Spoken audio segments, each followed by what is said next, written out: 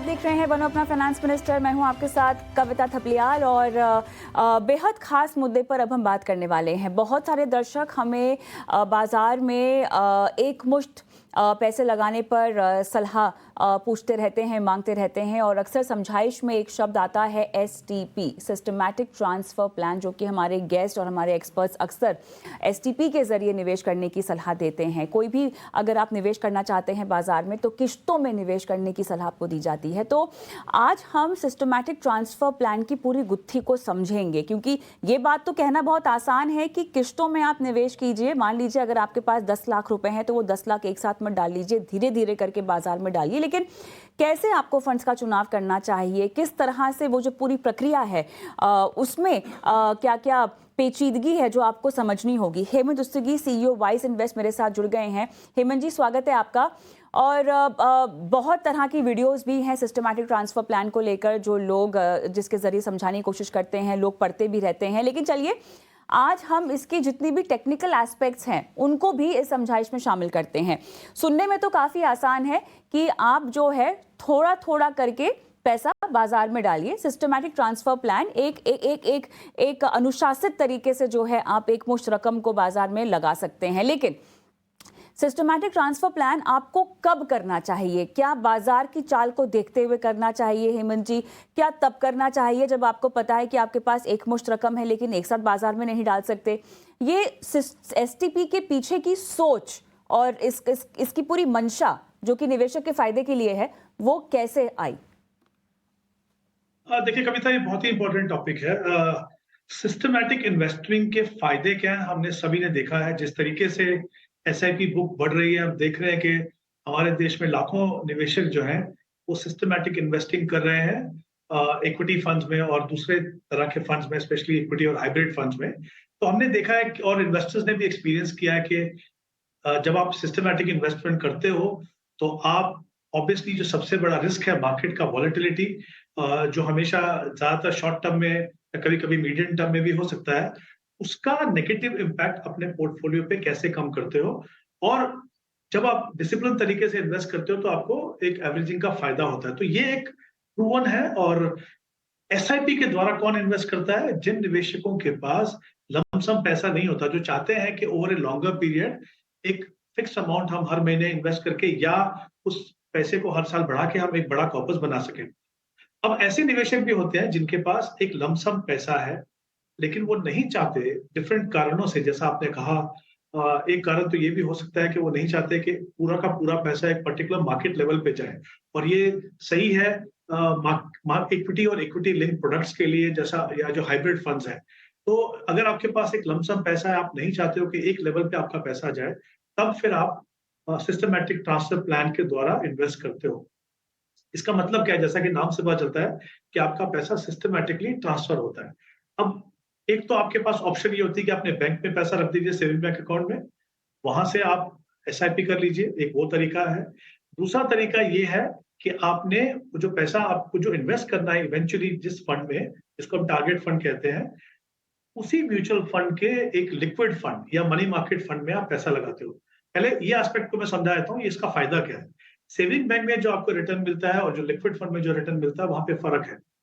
Usually हमने देखा कि वहां पे आपको 1-2% ज्यादा रिटर्न आपको मिलता है। तो एक तो फायदा ये कि आपने बैंक से पैसा निकाला, लिक्विड फंड में डाला, जो काफी सेफ फंड कह सकता हूँ, तो आपने कोई रिस्क ज्यादा नहीं लिया। वहां से फिर आप STP के लिए रजिस्टर करते हो। लेकिन उससे पहले सबसे बड़ा डिसीजन आपको लेना है कि कौन से फंड में आपको पैसा लगाना है। मान लीजिए आपने एक पर्टिकुलर इक्विटी फंड को चुना, तो पहले तो आपने डिसाइड किया एसेट एलोकेशन यानी इक्विटी में जाएगा। फिर आपने फंड चुना, फिर उसी म्यूचुअल फंड के लिक्विड फंड में आपने लमसम पैसा लगाया और STP के लिए रजिस्टर किया। वहां पे आपको चुनना है कि कौन से फंड से किस फंड में पैसा जाएगा, कौन सी तारीख को जाएगा, कितना पैसा जाएगा, राइट? तो इसमें क्या हुआ कि सिस्टमैटिकली आपने ट्रांसफर किया। सेविंग बैंक से ज्यादा रिटर्न मिला आपको लिक्विड फंड में और सिस्टमैटिकली आपने ट्रांसफर किया। इसका एक और फायदा ये है एज कंपेयर टू कि अगर आपका सेविंग बैंक में पैसा पड़ा हुआ है, कि आपने मान लीजिए डिसाइड किया कि अगले 6 महीने में, अगले 12 महीने में मेरा पैसा 12 किस्तों में जाएगा यहाँ से। बीच में अगर कभी आपको अपॉर्चुनिटी मिली, आपको बड़ा फॉल देखने को मिला, क्योंकि पैसा ऑलरेडी लिक्विड फंड में है, तो उसका भी आप फायदा उठा सकते हो। तो लमसम होते हुए भी अगर आप नहीं चाहते कि ज्यादा रिस्क हो आपकी इन्वेस्टमेंट में, मतलब एसटीपी जो है एक तरीके से रिस्क मैनेजमेंट है।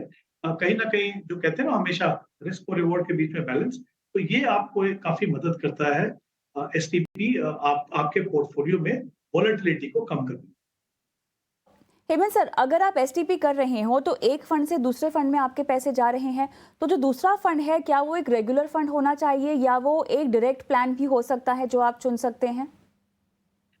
देखिए, जैसा वो आपके डिपेंड करता है आप किस तरह के निवेशक हैं। अगर आप कंफर्टेबल हैं, आप कॉन्फिडेंट हैं कि आप ये डिसीजन ले सकते हैं कि कि कितना पैसा डालना है, किस तरीके से मुझे इन्वेस्ट करना है, तो आप लिक्विड फंड में अगर डायरेक्ट ऑप्शन में पैसा डालते हो, तो उसी ऑप्शन से, डायरेक्ट ऑप्शन से ही आपका पैसा, जो आपने फंड चुना है, जिसको हम टारगेट फंड कहते हैं, वहां पे आपके पास चला जाएगा। तो क्लियरली वो डिसीजन एज एन इन्वेस्टर आपका है, आप कितने कंफर्टेबल, आप कितने कॉन्फिडेंट हैं उस डिसीजन को लेके। तो एक फंड तो होगा हेमंत सर, लिक्विड फंड, जिसमें आप अपने सारे पैसे जो हैं वो जमा करके रखेंगे और उसी फंड में से आपको मैंडेट देना होगा कि आपका पैसा एक टारगेट फंड में जा रहा होगा जिसमें आप निवेश करना चाह रहे होंगे। तो एक तो मुझे ये पूरी टैक्स की प्रक्रिया समझनी होगी, क्योंकि आप मान लीजिए लिक्विड तो आप एक डेट में से इक्विटी में जा रहे हैं। अगर आपने कोई टारगेट फंड चुना है जो कि इक्विटी ओरिएंटेड है, तो एक तो आपका पैसा उसमें जा रहा है, तो किस तरह से इसकी टैक्स का इम्पैक्ट होगा। और दूसरा, टारगेट फंड का चुनाव भी आप कैसे करें, और वो सेम एएमसी का होना चाहिए, वो कोई दूसरी एएमसी का फंड नहीं हो सकता, है ना? जी, बिल्कुल, बिल्कुल। जैसा मैंने कहा पहले, आई थिंक जो दूसरा एस्पेक्ट है वो ज़्यादा इम्पोर्टेंट है, क्योंकि अल्टीमेटली टारगेट फंड कौन-सा है वो बड़ा डिसीजन है, राइट? सोर्स फंड कौन-सा है वो तो बात की बात है। तो अगर आपने, जैसा मैंने पहले भी कहा, कि आपका जो पहला डिसीजन होना चाहिए कि आपके पास मान लीजिए एक्स अमाउंट है, 10 लाख रुपए आपके पास इन्वेस्ट करने के लिए, आपने टाइम होराइज़न देख लिया और आपको लगा कि एक पर्टिकुलर गोल के लिए आपको वो इन्वेस्ट करना है और आप डिसाइड करते हैं कि आपको इक्विटी में जाना है। तो सबसे पहले आपने एसेट एलोकेशन डिसाइड किया, उसके बाद आपने फंड डिसाइड किया। ऑब्वियसली हमारी इंटेंशन हमेशा ये होनी चाहिए कि जिस एसेट क्लास को हमने चुना, ऐसा कौन-सा फंड है जो हमें उस एसेट क्लास का बेस्ट पोटेंशियल रियलाइज़ करके दे, और साथ ही स्पेशली अगर हम इक्विटी फंड की जब बात बात करते हैं, तो बहुत ही इंपॉर्टेंट है कि हमारा तीनों जो सेगमेंट है मार्केट के, large cap, mid cap, small cap, उसमें एलोकेशन कैसा हो, तो उसके हिसाब से आप कैटेगरी चुनते हैं, कैटेगरी के बाद आप फंड चुनते हैं। एक बार जब आपने फंड चुना, और जैसा आपने बिल्कुल सही कहा कि एसटीपी का मतलब है कि उसी म्यूचुअल फंड में लिक्विड फंड भी होना चाहिए, उसी म्यूचुअल फंड में टारगेट फंड भी होना चाहिए, तभी ये एसटीपी वहां से काम करेगा। नहीं तो आपको रिडम्पशन करके फिर वहां से पैसा लगाना पड़ेगा। तो ये इंपॉर्टेंट हो गया। दूसरा, आपने टैक्सेशन की बात की। देखिए, दो तरीके हैं जब मैं एसटीपी से इन्वेस्ट करता हूँ। मैं किस लिए कर रहा हूँ एसटीपी से इन्वेस्टमेंट, कि मुझे वॉलेटिलिटी का इम्पैक्ट अपनी इन्वेस्टमेंट पे कम करना है। मुझे लगता है कि ये जो लमसम पैसा है मैं एक लेवल पे ना लगाऊं, मैं चाहता हूं कि रेगुलरली ये जाए ताकि मुझे एवरेजिंग का फायदा हो। तो जाहिर सी बात है कि जहां पे मेरा लमसम पैसा है, वो ऐसे फंड कैटेगरी में होना चाहिए जहां पे वॉलेटिलिटी ना हो, अदरवाइज उसका पर्पज ही डिफीट हो जाएगा। इसलिए जैसे मैंने कहा, मनी मार्केट फंड हो गए या फिर लिक्विड फंड हो गए, इस तरह के फंड में, जैसा मैंने पहले भी कहा कि इन फंड्स में यूजुअली आप जो सेविंग बैंक है उससे बेहतर रिटर्न पा सकते हैं। टैक्सेशन का जहां तक सवाल है, जैसे सेविंग बैंक में होता है कि जो भी आपको इंटरेस्ट मिला वो आपकी इनकम में ऐड होगा, वैसे ही लिक्विड फंड में जो भी आपको रिटर्न मिलेगा वो आपकी इनकम में ऐड होगा। तो एक तरीके से हम कह सकते हैं कि वो शॉर्ट टर्म कैपिटल गेन होगा, जो आपकी एप्लीकेबल टैक्स रेट है उसके हिसाब से टैक्सेशन होगा। ये जो पैसा जब निकलेगा वो इक्विटी फंड में जाएगा। ऑब्वियसली हर इंस्टॉलमेंट जो जाएगी इक्विटी फंड या किसी भी हाइब्रिड फंड में, जी। डिपेंडिंग ऑन क्या टैक्सेशन है, तो उस दिन से आपका जो टैक्सेशन मान लीजिए 1 साल के बाद है, तो हर इंस्टॉलमेंट को 1 साल कंप्लीट करना होगा, लॉन्ग टर्म कैपिटल गेन का बेनिफिट देगा। ठीक है, एक आखिरी सवाल और उसके बाद हम दर्शकों के सवालों की ओर बढ़ेंगे। सुवर्णा टिक्कम दर्शक हमारी जुड़ भी गई हैं, लेकिन जो सवाल मुझे आपसे पूछना है, एसटीपी के लिए कितने टारगेट फंड आपके हो सकते हैं? क्योंकि जितने ज़्यादा फंड होंगे उतने, मान लीजिए अगर अलग अलग फंड हाउसेस के हैं, तो उतनी अलग अलग लिक्विड फंड्स भी आपको जो है वो खोलने पड़ेंगे, शुरू करने पड़ेंगे। तो अमूमन कितने एसटीपी के लिए टारगेट फंड्स होने चाहिए आपके पास? देखिए कविता, अगेन ये डिपेंड करता है आपकी अपनी सिचुएशन पे और आपके किस पोर्टफोलियो में कितने फंड शामिल हैं। जैसे आपने पहले बात की, जब आप एसेट एलोकेशन की बात करते हो, कहीं ना कहीं उस इन्वेस्टमेंट को किसी गोल से अलाइन करते हो। उस गोल में मान लीजिए ऑलरेडी 1 या 2 या 3 फंड हैं, तो ऑब्वियसली आप चाहते हो कि तीनों फंड में हो, तो 3 फंड हो सकते हैं। अगर आपको एक पर्टिकुलर फंड चुना है आपने, तो एक फंड भी हो सकता है। आई थिंक वो सेकेंडरी है। आप किस गोल से उसको अलाइन करते हो, वहां पे कितने फंड है, उनमें से कितने फंड के अंदर आप इन्वेस्ट करना चाहोगे, तो वो क्लियरली उसके ऊपर डिपेंड करेगा। ऑलराइट, चलिए एसटीपी को लेकर हमने तमाम मुद्दों पर बात कर ली है, लेकिन हेमंत जी अभी फिलहाल रुक करते हैं दर्शकों के सवालों की ओर। और हमारे साथ पहली दर्शक भी जो है वो जुड़ गई हैं, सुवर्णा टिक्कम, जो अपना सवाल हमसे पूछना चाहती हैं और इन्होंने बहुत सारे फंड्स में निवेश भी करके रखा हुआ है। नमस्कार, क्या हालचाल आपका? I am fine madam. बहुत बहुत धन्यवाद, आपने समय निकाला और अपना सवाल हमें लिख कर दिया, हम पर भरोसा किया, हम आपकी फाइनेंशियल प्लानिंग करवाएं।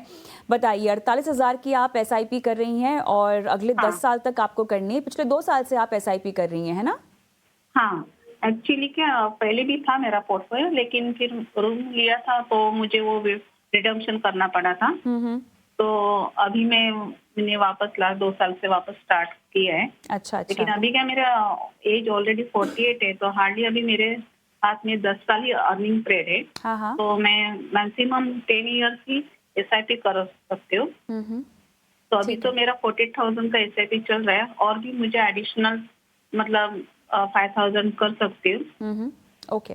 तो यही फंड कंटिन्यू करना है, इसमें कुछ ऐड करना है या इसमें से और कोई नया ये करना है, जस्ट वो रिव्यू करना था। बताते हैं आपको सुवर्णा, लेकिन उससे पहले जो मुझे आपसे जानना है वो ये है कि आपने ये जो 10 साल का और लक्ष्य रखा है, कॉर्पस आप क्या इकट्ठा करना चाहती हैं? वेल मैम, मैं मतलब मेरा ऐसा गोल नहीं कि मुझे ये अमाउंट ये करना है। मैं ये देख रही कि मेरे अर्निंग में से मैं मैक्सिमम कितना इन्वेस्ट कर पा रही हूँ और उससे क्या कितना होगा वो देखना है मुझे। तो हम इसलिए ये सवाल पूछ रहे हैं क्योंकि आपने कहा कि आप 10 साल और हैं, फिर बाद में रिटायरमेंट की ओर आप बढ़ जाएंगी। तो क्या रिटायरमेंट का जो कॉर्पस है, जो आपको पैसे लगेंगे, आपके हर महीने की जो आपकी रकम होगी, क्या वो इसी पोर्टफोलियो में से आएगी सुवर्णा? नहीं, मतलब मेरे पास और पैसे है, मतलब अर्निंग थोड़ा, मतलब एक तो पेंशन रहे आफ्टर रिटायरमेंट, एंड मेरा सेकंड होम है, उससे रेंट भी आएगा। तो आपकी एक इनकम फ्लो है, इसके पर डिपेंड नहीं हूँ मैं। तो आपका जो खर्चा है जी, तो आपका खर्चा टेकन केयर ऑफ है। हाँ, सैलरी इनकम अभी और 10 साल ही रहेगा बस। ठीक है, समझ गए। तो चलिए, एक कॉर्पस आपको इकट्ठा करना है, उसको लेकर जानकारी आपने दी है, फंड्स के नाम भी आपने दिए हैं, और 10,000 रुपीज़ की आप एसआईपी शुरू कर सकती हैं। हेमंत जी बताइए। देखिए कविता, पहले हम बात करते हैं, जैसा उन्होंने कहा कि 2 साल से शायद वो इन्वेस्टमेंट प्रोसेस शुरू कर चुके हैं। 10 साल इनके पास है। इतना लंबे समय के लिए ऑब्वियसली इक्विटी फंड में इन्वेस्ट करना एक सही स्ट्रैटेजी है। अच्छी बात ये है कि आप सिस्टमैटिकली इन्वेस्ट कर रहे हो, तो जो वॉलेटिलिटी का रिस्क है उसका काफी इम्पैक्ट आपके पोर्टफोलियो में शॉर्ट टर्म में काफी कम हो जाता है। तो I think in terms of strategy बिल्कुल सही है।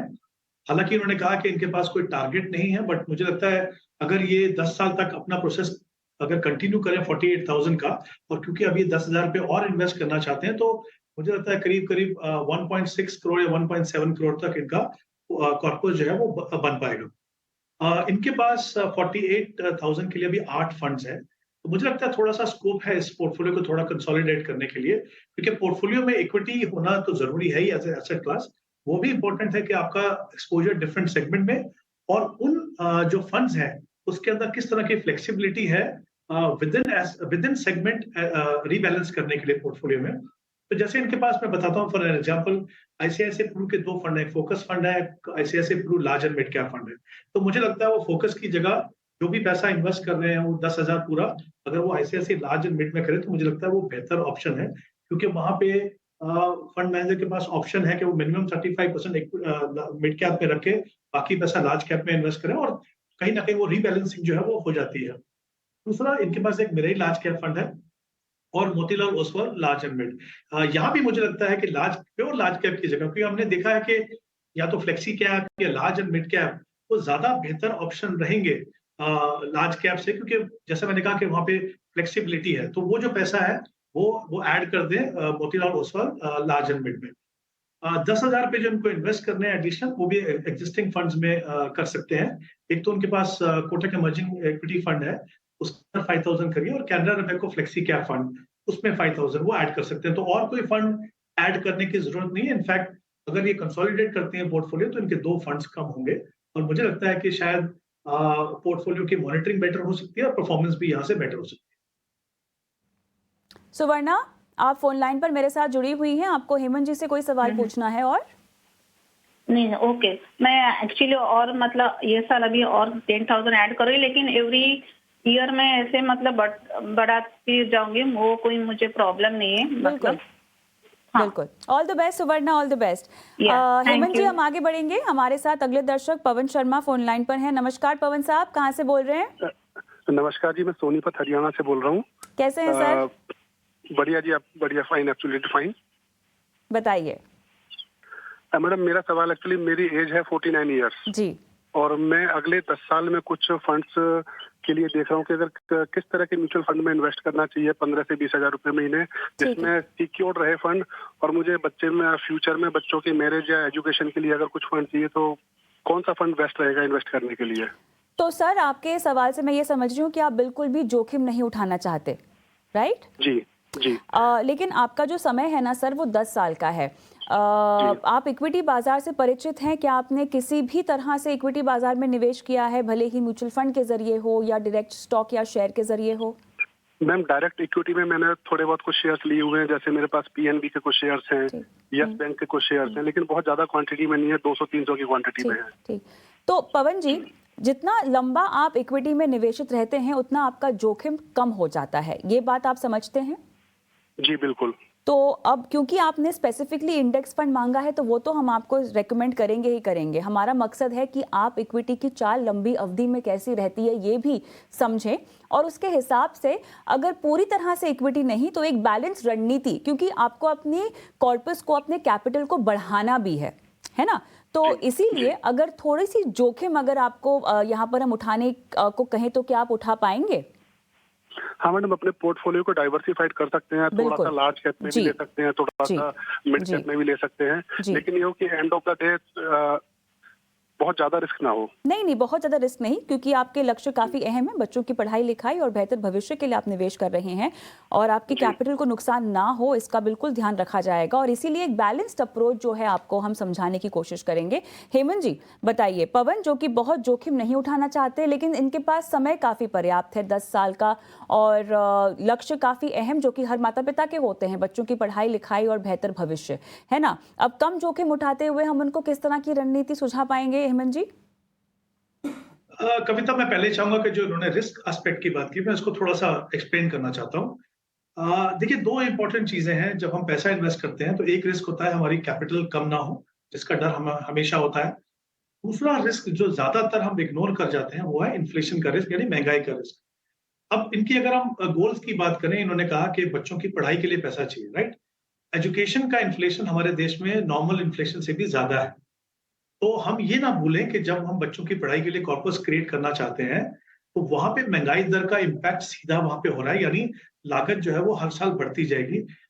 आपने अगर पोर्टफोलियो को बहुत ज्यादा कंजर्वेटिव बना लिया, तो आप उससे मैचअप नहीं कर पाएंगे, आपके पास हमेशा गैप रहेगा। तो इसके लिए इंपॉर्टेंट है कि आप अपने पोर्टफोलियो को ऐसा बनाएं कि इन्फ्लेशन से बेटर आपको रिटर्न मिले, ताकि जो भी लागत जो बढ़ रही है, कॉस्ट जो बढ़ रही है, वहां तक आप पहुंच पाए। तो आई थिंक रिस्क जो है उसको एक प्रॉपर पर्सपेक्टिव में बहुत जरूरी है पवन जी डालने के लिए। दूसरा, इक्विटी की अगर हम बात करते हैं तो इक्विटी रिस्की है एज एन एसेट क्लास, क्योंकि वो वॉलेटाइल है। लेकिन क्योंकि आपके पास मान लीजिए 10-15 साल का समय है, अगर मान लीजिए, तो आप सिस्टमैटिकली अगर आप इन्वेस्ट करते हो 10 साल में, तो उसका जो काफी इम्पैक्ट है वो एक हद तक कम हो जाता है, क्योंकि आप एक डिसिप्लिन तरीके से इन्वेस्ट कर रहे हो। तो मुझे लगता है कि आपको थोड़ा सा इसमें पुनर्विचार करना चाहिए।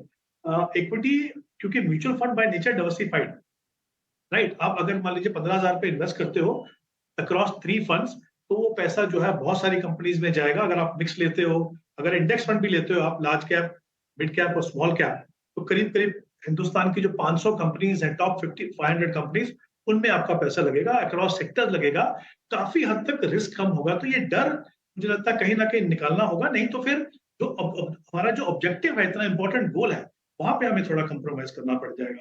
तो दोनों स्ट्रेटेजी इनको बता देता हूँ कविता। विद इन इक्विटी, जैसे इन्होंने कहा इंडेक्स फंड, तो वो बता देता हूँ। 3 फंड ये देख सकते हैं इक्विटी के अंदर, फिर मैं बैलेंस के ऊपर भी आ जाऊंगा। क्योंकि 15,000 रुपए इनको इन्वेस्ट करने, तो मैं चाहता हूँ कि 7,000 रुपीज जो है वो HDFC निफ्टी 50 इक्वल वेट में जाए। इक्वल वेट का फायदा यह है कि सारे के सारे स्टॉक्स में इक्वल प्रोपोर्शन में एक्सपोजर रहता है, तो वहां पे भी थोड़ी और वॉलेटिलिटी जो है काफी कम हो जाती है। मिड कैप स्मॉल कैप भी होना जरूरी है सही प्रोपोर्शन में, तो 5000 जो है वो इन्वेस्ट कर सकते हैं Nippon India Nifty 150 small cap mid cap fund, जिसमें आप 5000 इन्वेस्ट कर सकते हो। और ICICI Pru small cap 250 index fund, उसमें आप 3000 इन्वेस्ट कर सकते हो। ये तो है इंडेक्स फंड की स्ट्रेटेजी। अगर इनको लगता है कि पूरा पैसा इक्विटी में नहीं लगाना है, तो फिर हाइब्रिड फंड्स एक काफी अच्छी ऑप्शन हो सकती है। उसमें भी ये मिक्स ले सकते हैं, एग्रेसिव हाइब्रिड और बैलेंस एडवांटेज।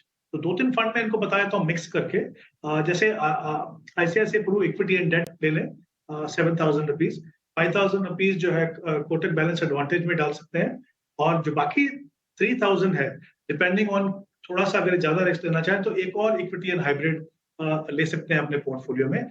मुझे लगता है, अभी भी मेरा ये मानना है कि इंडेक्स फंड इक्विटी जो है वो बेटर ऑप्शन रहेगी लंबे समय के लिए इन्वेस्ट करने के लिए, ताकि अपने लक्ष्य तक पहुंच पाए।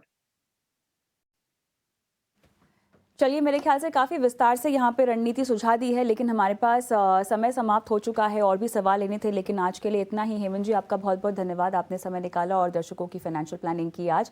और मुझे भी इजाज़त दे, और जाते जाते बस यही बोलना चाहेंगे दर्शकों को कि अपने सवाल आप हम तक लगातार पहुँचाते रहें, व्हाट्सएप करें अपने सवाल, यूट्यूब पर अपने सवाल भेजें, और साथ ही 28 अक्टूबर को सुबह 10 बजे से लगातार ET 9 स्वदेश देखते रहिए। टीवी पर देखिए, यूट्यूब पर देखिए, क्योंकि हम लेकर आ रहे हैं म्यूचुअल फंड महाकुंभ।